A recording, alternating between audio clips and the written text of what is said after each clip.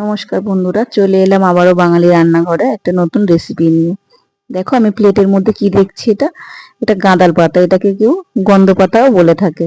তো পাতাটাকে আমি ভালো করে বেছে দেখে নিয়ে ধুয়ে বেটে নিয়েছি। এর মধ্যে নিয়েছি মসুরির ডাল, কাঁচা লঙ্কা আর দিয়ে দিলাম বেসন। পরিমাণ মতন বেসন দিয়েছি, একটু নুন দিয়ে দেবো। বেশি নুন দেবো না, বেশি নুনটা লাগলে ভালো লাগবে না।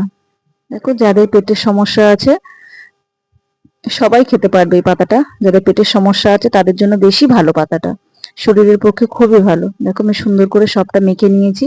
গ্যাসটা জ্বালিয়ে কড়াইটা বসিয়ে দিয়েছি। কড়াইয়ের মধ্যে তেল দিয়ে দেব। তেলটা গরম হয়ে গেলে আমি দিয়ে দেব পাতা বাটাটা।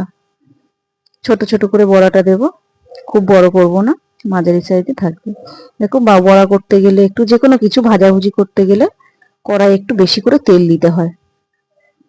তেল দিলে ভাজাটা সুন্দর হয়। দেখো পাতাটা আমার, দেখো পাতাটা কিরকম কালো হয়ে গেছে। বড়াটা আমার এখানে ভাজা হয়ে গেছে। দেখো কিরকম কালো কালো হয়ে গেছে। গাঁদাল পাতাটা এইরকম কিরকম কালো কালো হয়ে গেছে। দেখো তাতে কোনো সমস্যা নেই, খেতে পারলে ভালো। অনেকে গন্ধের জন্য খায় না, কিন্তু এই পাতাটা খাওয়া খুবই ভালো।